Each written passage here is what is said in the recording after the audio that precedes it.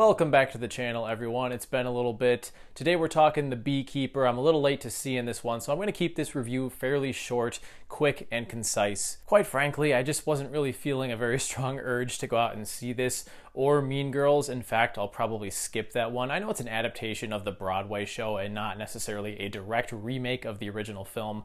To me, it just looks like a poor imitation. But this one at least has Jason Statham. And look, I'm a fan of this genre, these revenge-style action movies in which something happens to our protagonist and they decide to go and take revenge. Usually in a very bloody and entertaining fashion. And I really like Jason Statham. I think he occasionally comes a little too close to being the new Liam Neeson, and that he keeps churning out all these films in which he plays the exact same character. Just this really stoic Englishman who spits out really quippy dialogue before he shoots or stabs you in the face. And that's pretty much what he is here too. He's given very little characterization, and he's a former member of a special ops program called the Beekeepers. Of course they are. That's how these movies always are. Look at John Wick, look at Nobody or anything else. All of these films revolve around retired special forces members. I'll give them this: the inciting incident that causes him to go on a revenge spree is pretty different compared to a lot of the films that I've seen in the past. No dogs are killed here, no family members are murdered in the opening scene.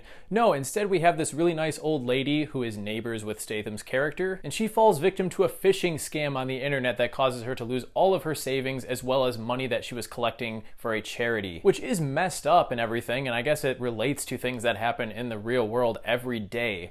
But it just felt like such a bizarre idea for why our main character would come out of retirement and go on an absolute killing spree. Josh Hutcherson and Jeremy Irons play our main duo of villains here.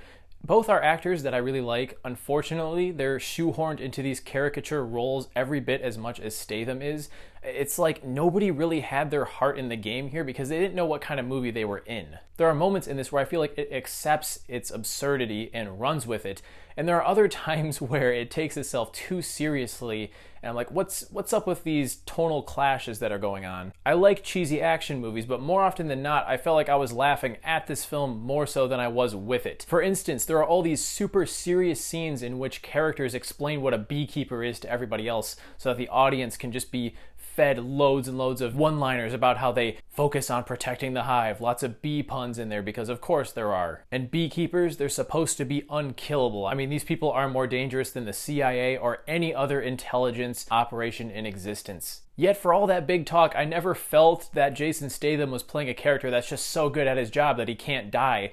I more so just felt like the people that are trying to kill him are so bad at theirs that of course they're gonna die. So many instances in which he runs from a ton of gunshots and they all just carve a perfect circle around him. Another complaint I have is that can we just stop in these movies having this subplot that follows an FBI procedural unit as they try to catch up to our protagonist? And usually they're mostly on the side of our main character, even though they kind of aren't because it's their job to stop him from killing more people. It's become such a cliche, and every time it cuts to these other characters, I just found myself so bored and wanting to pull out my phone and just...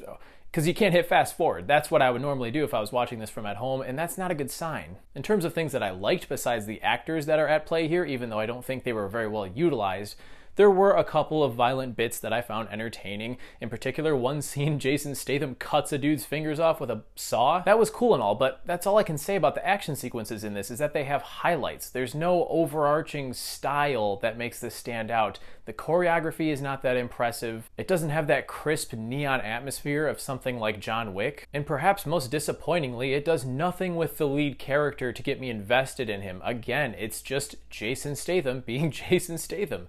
And if you like that and that's all you want, you'll probably have an okay time with this, but I've seen too many of these John Wick clones to really care about one that is putting forth this little of an effort. So yeah, let's give The Beekeeper 2 out of 5 stars, I guess. I mean, I've seen worse, but also there are so many things that they could have done to improve on this. First and foremost, just cut out those FBI characters. They really don't need to be there. Like I said, I'm keeping this one short and simple. Do let me know in the comments what you thought of The Beekeeper, and stay tuned for my review of Argyle, which will be coming out sometime in the next couple of days. As always, thanks so much for clicking on this video, and I will see you guys in the next one.